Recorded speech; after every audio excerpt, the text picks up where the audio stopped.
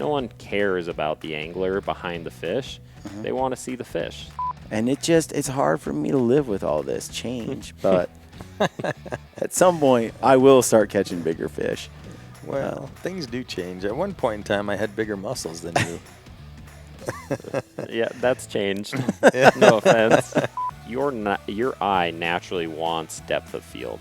It feels good for your eye to have depth of field. And the reason a lot of guys like a 50 millimeter lens is because that's what we naturally see as human beings is 50 millimeter. In this episode of the Gritty Angler podcast, we discuss how to take great fishing photos with photographer extraordinaire Derek Olthius and Gritty Bowman filmmaker Brian Call. This is part one of two podcasts discussing photography as it relates to capturing great outdoor photos while on the water.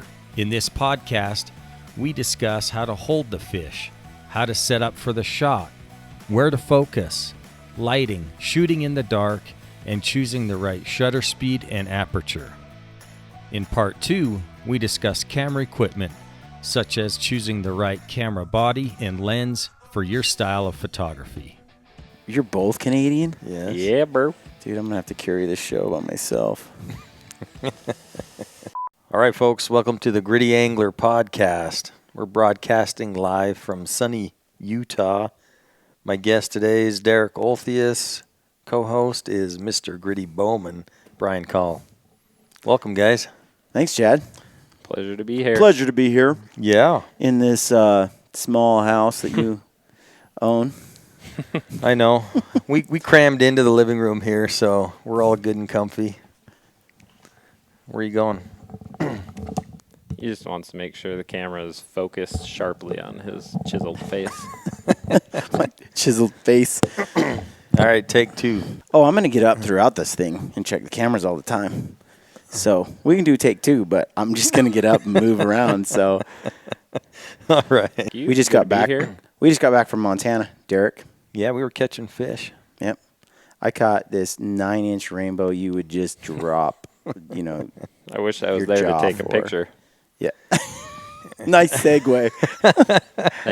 We are going to talk about taking pictures, but also worth noting, Brian cannot. He insists on hooking up whitefish every time we go out. There's something about the whitefish and I. There's like a spiritual bond. Every time we go out, I catch a lot of whitefish, and it doesn't seem to matter what river we're on. And so I've decided from now on I'm going to start eating them. They're actually really good. That's what I hear. That's what I hear. And Chad, our friend Chad Ward, Yeah. told us how to cook those babies up.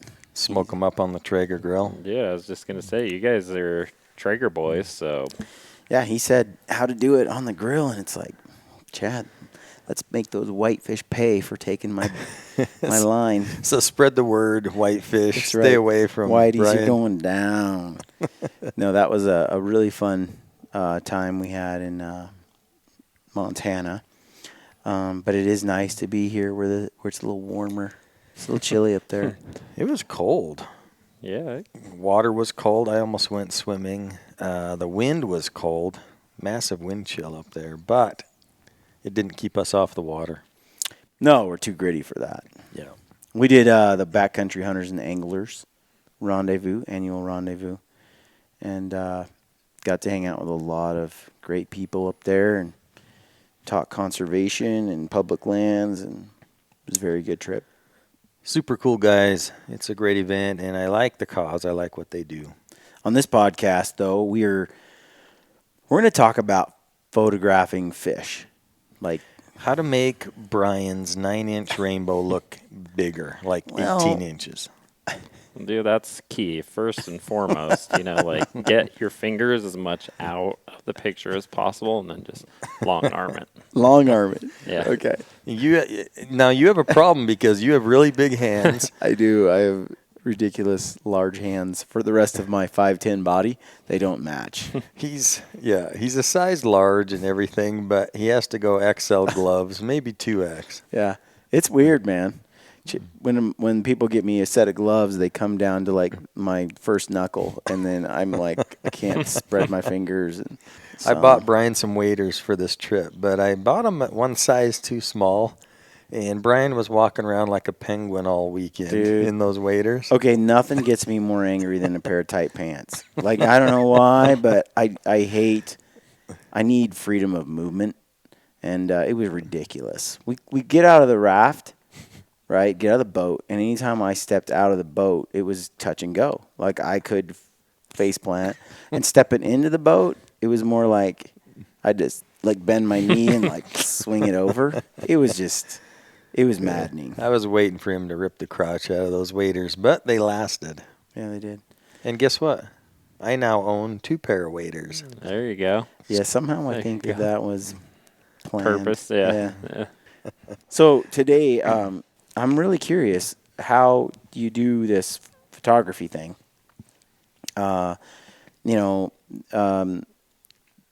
a lot of people nowadays that are out there running a camera, fishing. They're on social media, and they want to take pictures of their catch and what they're doing. And you, my friend Derek, have a lot of experience with photos, taking great photos, and sharing those.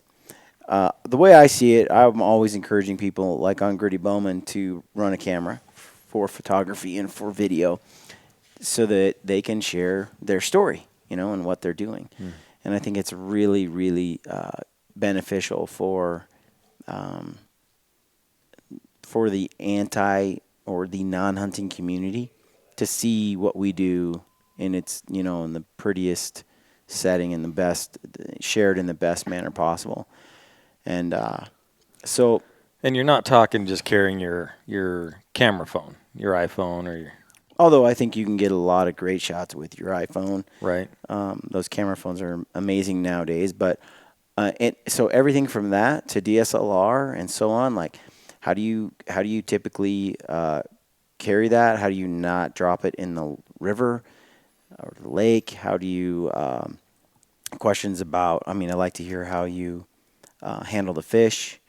How long does it take to get your shot with the fish, and what's the best way to keep the fish's best interest in mind while you're handling that. Yeah. That whole thing, and then how you take the shots that give you the best look, and what are some common mistakes that people make, and that kind of thing. So that's kind of what I'd like to find out. What are the typical settings you like to run the camera on, and that kind of thing. Sweet. Yeah, I think all good topics. I guess starting out, maybe we could talk about keeping the best interests of the fish involved. Sure. Which for me, I always encourage guys to take a lot of pictures too, like you're saying.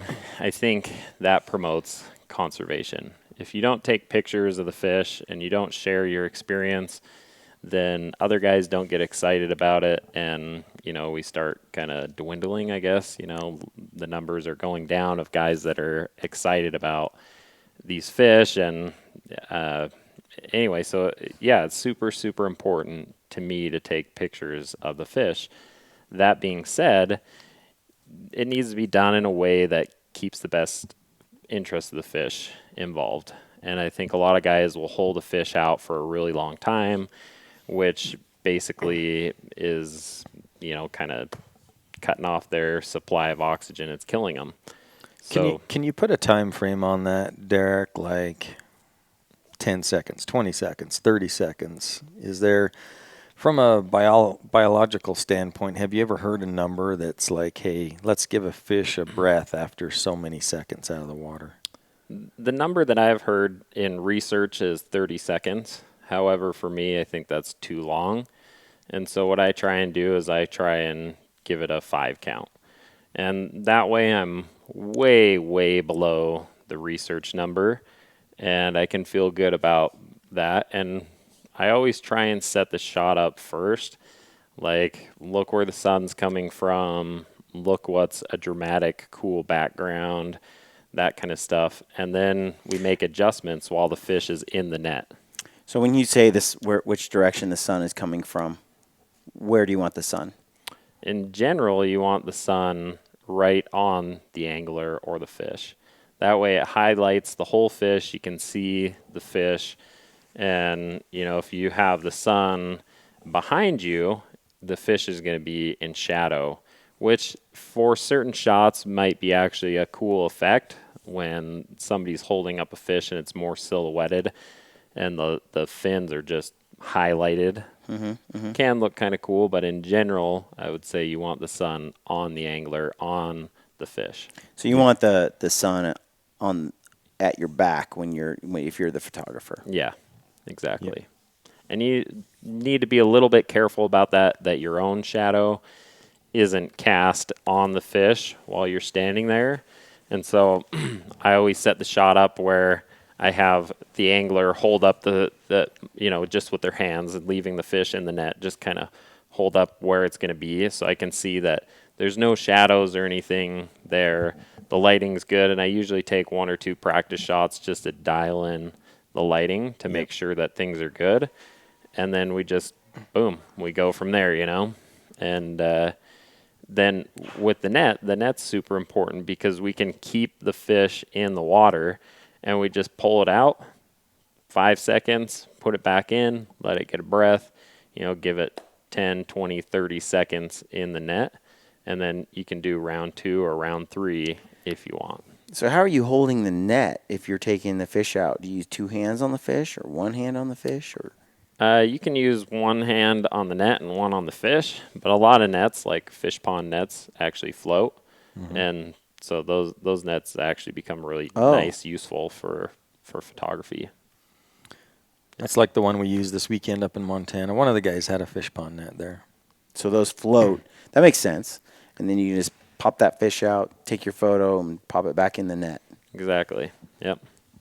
And just drop it in the net, and it's just a live well, and the fish is in there chilling, breathing, doing its thing. No harm. So you got the net floating, and so it acts as a live well for you to pull the fish in and out. Yeah. So in that regards, would you recommend guys always carry a net with them when they're fishing? I think it's super useful. I know that in the olden days there was kind of like a bad feel for nets because they wiped off the fish's slime. Yeah. But nowadays with the rubber nets and stuff, I think it's such a useful tool because A, you can keep it in the net for pictures, get everything set up, you're not handling the fish. And then B, when you're fighting the fish, you can just cut the fight time by so much because you have a net and just scoop it up before you actually exhaust the fish and drag it up on the rocks and that kind of thing. And, for me, it's just a huge, huge tool, both photography and just getting the fish, safely landed. The first 2 years I fly fished, I rarely carried a net, and I found the tendency was it's easier to keep the fish out of water too long if you don't have a net. Like if you catch a nice fish and you want to get a picture, the tendency might be you're landing the fish like you're beaching it outside of the water too long just to get that picture. Whereas if you do carry a net, like you say, you can keep it in the water, let the fish catch a breath, and you're not exhausting it. Yeah, totally. But you really do like these floating nets? Yeah, I think it makes a huge We struggled difference. with that. I've a few times now where I've got the fish in the net and I'm trying to hold it between my legs, like the handle and my knees, and then I've got it facing kind of the wrong direction. And, anyway, it just was really tough to sort of so then I've noticed guys will pick a fish up with 1 hand for the photo, and then they're holding the net in the other. But that seems a little advanced for me. Like, I need 2 hands. These fish are squirmy, and so anyway, is there anything besides, like, any trick when you're using a net besides getting a floating net? Yeah, I mean, you can always have your buddy hold it. Yeah. Like, even as a photographer, a lot of times I've dialed in the shot and then with 1 hand held the net over there, so my buddy can use both of his hands, and then, I just one hand man the camera. Yep. But you can always set the net up too, especially if you're lake fishing or river fishing and there's maybe like a boulder or something. You can just put the edge of the net on it. Yeah. That way, if the net doesn't float, stays in place, and you can just reach in and grab the fish.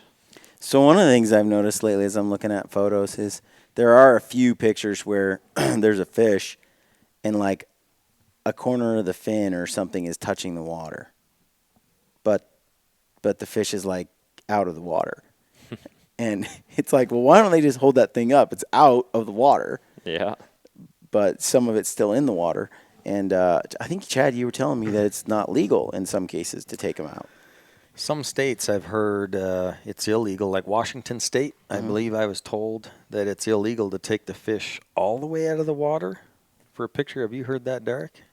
I haven't heard that one specifically, but in Montana, it's illegal to target bull trout except for in a few waters, and you have to immediately release the fish. So if you were fishing, one of the rivers that didn't allow for bull trout targeting and you took a picture, technically you could be fined for that.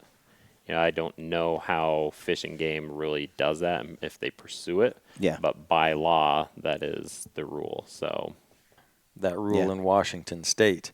I had not heard that before, but if that's the case, that seems kind of ridiculous that you can't take a fish all the way out of the water to get a picture. Anyway, just something Crazy. I saw. So tell me this, how do you get your hand, like how do you hold a fish to get a good shot of it? I know you're going to love They're this. just squirming everywhere and stuff. Like, how do you get it? Well, first of all, I think it's important, A, wet your hands to make sure that you're not pulling slime off the fish. And Okay. B, this is the part I know you're just going to love, is you got to grab them by the caudal peduncle. You told me this before. So, And I thought you were making that crap up. And then later I found out it's a real thing. yeah. And so you can have two hands on the fish, Brian. You got to put the fishing rod in your teeth and hold it by the handle, bite down on it. We're not there yet. That's advanced. That's advanced techniques, but that's when you know you've arrived. Is when you can like balance a rod on your shoulder or in your teeth. Like, man, you're awesome. Yeah. That's just, Yeah, for me, mostly it was like shoved in my waders and in my armpit. I'm not advanced yet. I put it across the shoulders. It kept falling into the freaking water. I'm not quite there yet. His waders were so tight, there wasn't even room for the fishing rod to shove in. What his about waders. sticking it in your back like a sword and I having think it you should stick pioneer that. straight? I think it would be gritty. Yeah, dude, I think you should do it. Okay, so you grab it by the caudal peduncle. Where is that? Okay, so the peduncle is actually the tail fin, right? And so the caudal is the skinny part of its tail before it hits the tail fin. So that caudal peduncle is kind of that, it's almost like a saddle shape, right where the tail and the tail fin meet. Mm-hmm. And there's a spot, and the more you handle fish, the more you'll be able to just instantly find it. But there's a spot where you can grab them, and it's like the bone on your thumb meets up with the bone on their tail. I mean, if in the camera you grab it kind of like this, then it like locks on there, and you can do it the other way like this as well, so you can see the tail in the picture. But if you can grab a fish by its tail and then slide your other hand up under its pectoral fins, then you're going to have really good control of the fish. So when the fish starts to move and stuff, you're going to be less likely to drop the fish or anything like that. The tail is such a control spot that you can really like grab hold of it, and even then you can have hold of that caudal peduncle, and you can have one hand on the fish and leave its head in the water, the majority of its body in the water, if the camera guy's not quite ready yet. And then when he's like, yes, okay, good to go, you just pop it up and you're good to go. And the caudal peduncle, that's a good place where you can get a pretty good firm grip on the fish, and you're not going to do it any harm. It's kind of like our leg. It's just all meat and bones, and you can get a pretty firm grip. On the ankle, you're not going to bruise it and stuff. Yeah. And then your other hand comes up under basically the belly of the fish just to support it. Mm-hmm. Yeah, and the important thing there is, once again, it's what's comfortable for the fish, because fish are used to swimming and their insides don't have the same support that we do.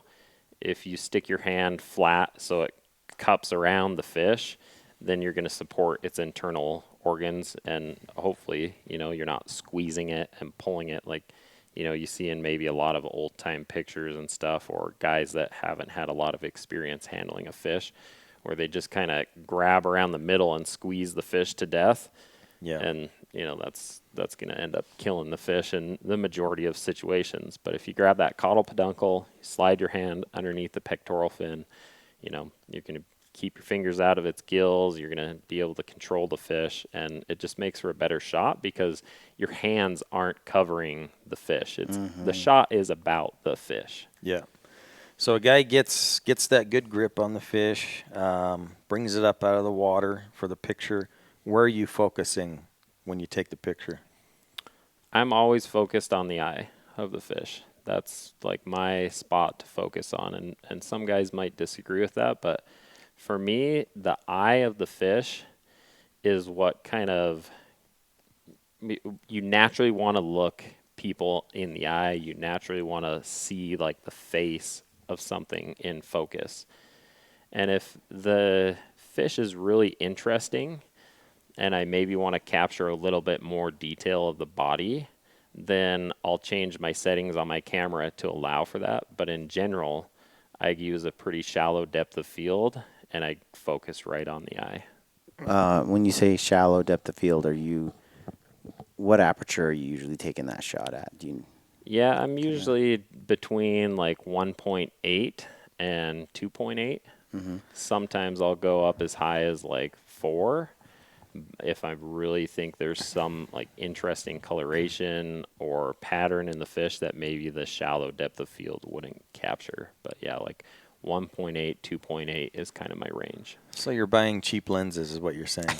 Yeah, the garbage stuff. Okay, so you got a fast lens, and you pretty much, stopped all the way down. You're at 1.8, shallow depth of field. So the eye is crisp and clear, and you can see the front of the fish very clearly. And I suppose it depends on how you angle the fish would determine whether excuse me, guys. How you angle the fish would determine how much of the latter half of the fish would be in focus. Yeah, exactly. So you can go like straight broadside, and if you do that, even at a shallow depth of field, the majority of the thing is going to be in focus. Whereas if you angle it so that the tail is back towards your body, head is pointed out straight at the camera, you're going to have a much shallower depth of focus, and only that head and eye are going to be in focus. In either case, with the aperture wide open like that, you're basically not going to see the fisherman that clearly. No. He'll be kind of blurred out. You're just focused on the fish. Yeah, and to me, what the whole thing revolves around is the fish, and I understand there's more to fishing than the fish. There's the camaraderie, there's getting out in nature, all that stuff. But without the fish, let's be honest, we wouldn't go out. If we were not there for the fish, we would be going hiking. We would be, doing something else. And so for me, it boils down to the fish. No one cares about the angler behind the fish. They want to see the fish. They want to see really the beauty, the coloration, the size, the proportions of the fish. And that's what I seek to capture when I'm taking a picture. I don't need some bearded, big, hairy beast in the picture behind, like when the focus is on the dude, it just, to me, ruins the picture. And nothing drives me crazier when I look through a magazine or something and there's like what would be deemed professional level photography and the fish isn't in focus. It drives me nuts. Yeah, I agree. Now, say Brian ever does catch a fish over 10 inches and he wants to celebrate. Say the angler does want to be in the picture, or you just cuts deep, Chad. That cuts deep. I used to catch more fish than Chad, and then this whole fly fishing thing happened, and he's all doing drop jaw, and now he's like he caught more fish than anybody on the river yesterday, And it's hard for me to live with all this change, but at some point I will start catching bigger fish. Well, things do change. At one point in time, I had bigger muscles than you. Yeah, that's changed. No offense. It has, unfortunately. But, steroids will do that for you. All right. Okay. So Okay. yeah, let's say you do want the fisherman Or- in the. Yeah, or the whole background. You want to get everything in focus. Where would you adjust aperture and all that? Yeah, I'd probably put it maybe to an 8 at the most, but more likely like 4 or 5, something like that. Yeah. Yeah. And that's going to give you at least a feel of what's in the background, and your angler's probably going to be in focus, maybe not sharp, really crisp focus, but enough that you can tell who it is and the expression on their face that they're excited about it, that kind of thing. But When you have that thing at 1.8 and your buddy's taking that picture, how close are you? How close is your buddy to you? it depends. The 2 favorite lenses that I shoot on is a 50 mil and a 14, like a super wide angle. Just a prime lens. Just prime lens. I'm a sucker for prime lenses. Yep. They're more work, but man, they are so crisp, and that's, to me, super important. For guys that don't understand that term, what is a prime lens? So a prime lens means that it's fixed. It's not zoom.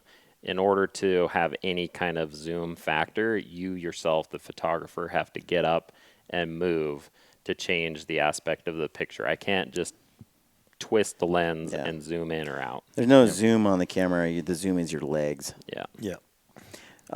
So at 50 millimeters, it just means that's it. That's the focal distance that the lens shoots at. Yep. If you want to get closer or further from the subject, you have to walk. Yep. Move your body. In general, Derek, how many photos do you find you have to take to get one that is just awesome? Meaning you might take 5 and you find one that is great, or maybe all of yours turn out awesome. They definitely don't. To be honest, there's a lot of pictures that I take that I'm just really bummed that I feel like I didn't capture the moment, or I didn't really do the fish justice. And that's the unfortunate thing, I guess. But what I do to try and combat that is I usually shoot on burst, or I just take a lot of pictures, just click, click, click, click, click. Yeah. And, I really find that water droplets make a huge difference. And so I try and shoot with a really fast shutter speed to be able to capture the little details like that. That's what I was going to ask you. So you're shooting in manual for most of these? Yeah. Or is it aperture priority or? I like to shoot in manual just because I like the control of it. And, the cameras are so good nowadays, though. There's a lot of guys that shoot in auto, and it works for them. Auto's a dirty word on Gritty Bowman. Unless you're filming on one of these new Sonys. Yeah, now. they don't use auto on a video level, but let's. Okay, so what shutter speed do you like? I like 1,000 and above. Wow. To me, it really captures the crisp detail in water droplets. Like when you get that water droplet that just dripped off the fish, and for that split second, it's hanging in the air. That fast shutter speed captures that, and it looks cool, and it lets people know that the fish was properly taken care of, that you haven't had the fish out of the water for 30 seconds maneuvering around. It lets them know that you took care, and whether it's, like just a subconscious thing that people like that. People like to know the fish was in water and it just boom popped out, took a picture, boom, right back in. Yeah, water droplets look cool. So 1,000 or above, like how much higher do you go typically? On a bright sunny day when I'm shooting wide open with like a 1.8, I gotta go like sometimes to 4,000 all the way. So you'll go as 4,000. fast as you can, basically, if you've got enough sunlight. Yeah. But, again, that goes back to the lens and the capability, of your setup and your camera. Yeah, So definitely. if you've got the aperture wide open at 1.8, you're making that shutter speed so fast that it's really limiting the light coming into the camera, and you have that luxury. And so let's say the opposite is true. It's a cloudy, gloomy, dark day, like on Prince of Wales Island, and you've got the aperture wide open for that nice bokeh, the blurry look behind the shot. You're really so then you're taking that, but then you have your when you adjust that shutter speed, you're pretty much trying not to go under 1,000. Yeah, and I'll adjust my ISO setting quite a bit high to compensate for that. And almost to the point sometimes where there starts to creep in a little bit of graininess. And although I don't like graininess, I hate worse a blurry shot. Like if I drop way down on the shutter speed and the guy brings that fish up out of the water and it's just not crisp and clean looking. To me, that's it. I just can't even look at that picture. I don't like using pictures like that in anything that I do. So when you have it, on the ISO, in general, where do you start? Where does it start getting noisy? Let's say you're at 1.8 for aperture, you're at 1,000 for shutter speed.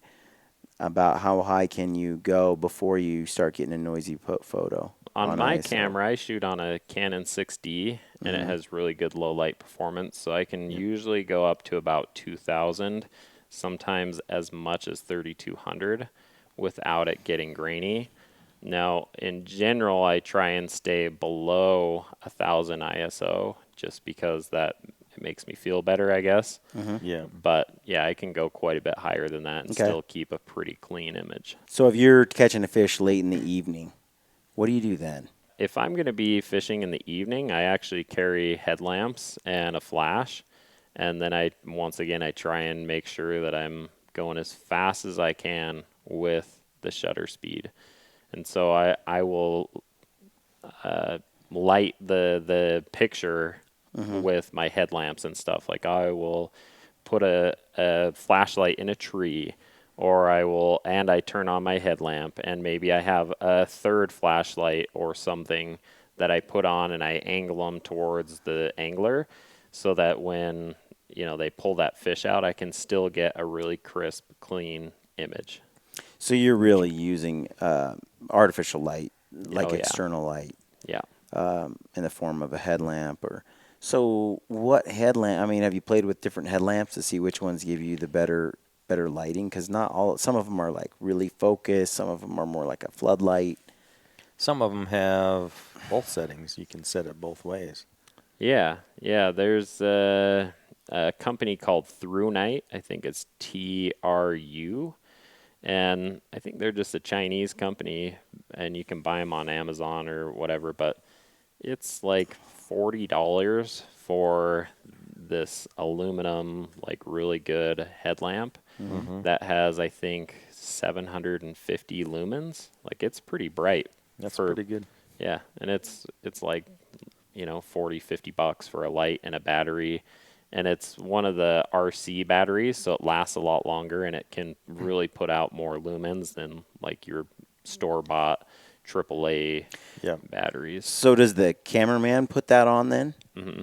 So he's running he's got the headlamp on. It's highlighting the fish now, and your settings, you're still kind of shooting for a shutter speed of 1,000.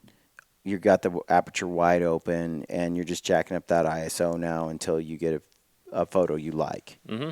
Yeah, and sometimes I'll maybe at night when I have to, I'll creep down my shutter speed to like 500 or, sometimes as low as like 320 or something like that. But I don't like to. Like any time that I can use artificial light to light the fish and keep it really fast, that's my preference. So you're saying in that 300 range, shutter speed is as low as you ever go? Yeah, it's very, very rare that I go below that, unless I'm doing a long exposure for like the stars or the northern lights or something like that. Yeah.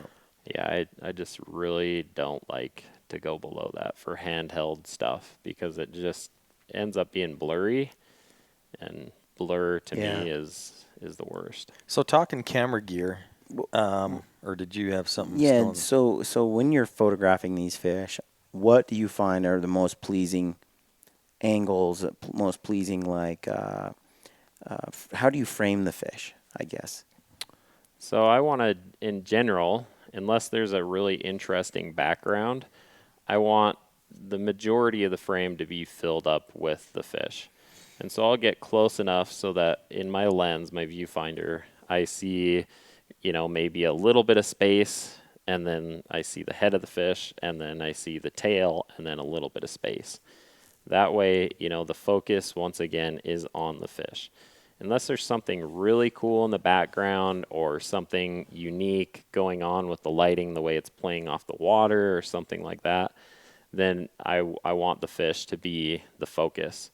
And I try and find maybe a shot where there's some shadows playing to keep it dramatic, keep it interesting. So if I'm shooting, and there's like a really cool mark on the head of the fish or a really cool coloration, then maybe I'll try and put the fish in a spot so that like the back part of the fish is in like a little bit darker, like a soft shadow, so that it's coming out of the darkness and it's highlighting the part that I find interesting.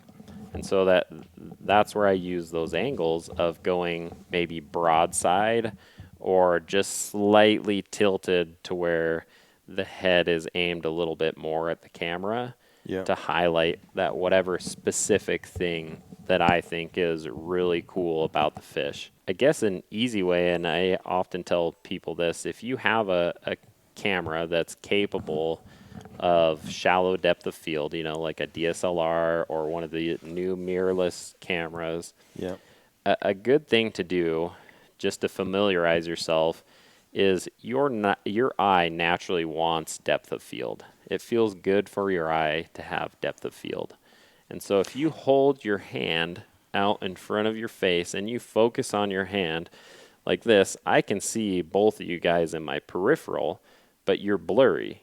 There's bokeh naturally happening, that blurry in my own eye, but I can see my hand is in sharp focus. And so your eye already wants to do that. And so I try and angle a fish so that I can create that illusion. So when you look at one of my photographs, your eye naturally feels comfortable looking at that, just like it would if you were there in person looking at that fish. And I put that fish in a way that I highlight as the artist or the photographer. What's the coolest thing? Where do I want to direct your eye? Right. And the reason a lot of guys like a 50 millimeter lens is because that's what we naturally see as human beings is 50 millimeter. Yep. Let's say a guy, though, like Chad said earlier to his question, you have a guy that wants to be in the frame. So you've raised that aperture to 5 something or up to 8. But another thing I see guys do a lot is they want to showcase that the fly that they've used, or that they're using a fly rod and that they caught it with fly fishing tackle and not a spin rod or something like that. So like a guy who's hunting with a bow and arrow and he shoots it with a recurve. He doesn't want to take a photo with he wants people he wants to share the achievement, right? And that feeling of success, he's like, okay, I did this with a homemade stick that I carved myself with a string. He's in the photo. How do you feel about that, and how do you handle that? I can definitely understand the feeling of wanting to share what you caught it on, because there is an accomplishment to that. I mean, not to say that a good marksman, it doesn't have challenges, but there is a difference between stalking a deer with a bow and getting 10 yards from the deer versus sitting up on a hill, glassing a deer and dropping a deer from 600 yards away. And so I can definitely understand that. For me, a lot of the times, I actually don't like to showcase the rod in the picture because I find it distracting. It's one more thing that the angler has to worry about when he's holding a fish, like trying to balance a rod on his shoulders or something. Yeah. However, if that is your thing, there's nothing wrong with it. Go for it. And I find the easiest way to do it with fly fishing is if you lean forward slightly so that your neck and your shoulders create a platform, and then you just drop that rod on your shoulders and balance it so the reel is slightly away from your neck, maybe resting on your shoulder. And that's a really easy way to do it. And you just kind of have to almost like take that awkward stance even when you're reaching down for the fish so that you don't lose that platform. If you were to straighten your neck, straighten your back, then your rod and reel would just slide right off the back of you. Yeah. So I think that's probably the easiest way, because then your hands are completely free. Some guys really like to put the cork handle in their mouth, but that can also damage the cork if you bite too hard on it, and you do it enough, the cork will start to fall apart a bit. But Right. We were talking to Jana Waller this weekend. We were at her house from Skullbound TV, and she has a bunch of photos of her, some cool ones where she's caught some big fish, and she's got the rod in her mouth. And apparently she's like, yeah, I'm learning that you're supposed to put it across your back now. You know, it doesn't belong in your mouth. I actually like the ones in the mouth. It's like, it seems pretty practical to me. Stuff that thing in your mouth, and then you've got the fish. Although it turns it into, it's more about, I guess, the fishing trip and the tackle and things like that, rather than the actual fish that you're highlighting. And I think it's depending on the message or the whatever it is artistically you're trying to capture. It's appropriate to have that in there or not have that in there, depending on what your goal is. But I tried to balance the rod across my shoulders, and it was a pain in the frickin' butt. And one thing I really like about when I follow you on Instagram and I see your photos is I really am focused on the fish. I'm really seeing the beauty of the fish, which gets me excited.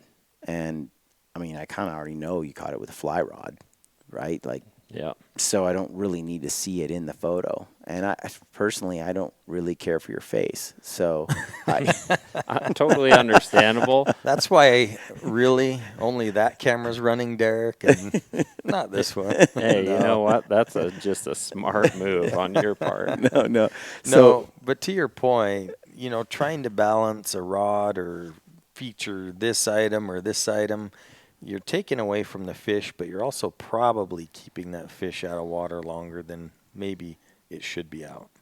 Yeah, especially if you don't have a net and your fish is up on the shore and you're trying to balance a rod on your shoulders and get it situated, and then you have to kind of hunker over and try and grab the fish, like that extra 5-10 seconds that you just took might be, a detriment to the fish. And I don't want to get too crazy about that, because I think once you start getting too fanatical about, a barbless fish or a barbless hook to catch a fish, or, I kept the fish out of water for 7 seconds instead of 5 seconds, or, maybe I didn't ever take the fish out of the water.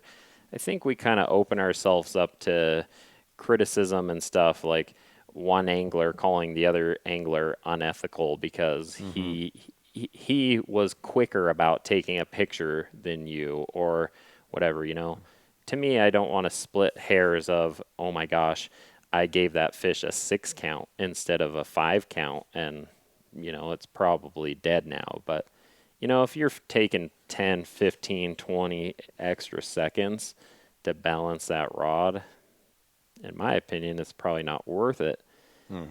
And I think there's other alternatives that can showcase how you took the fish. For instance, have your buddy snap a picture of you fighting the fish on your fly rod. Then you get a cool action shot, and you can showcase, hey, I did this on a fly rod, without having to ever worry about, that awkward balancing it on your shoulder thing. No, I agree. And what I like to do sometimes too is I'll just hit video record and start recording. And then you can always go back in and stop the video at a certain spot that looks real cool and take a still image. Take a still image from it.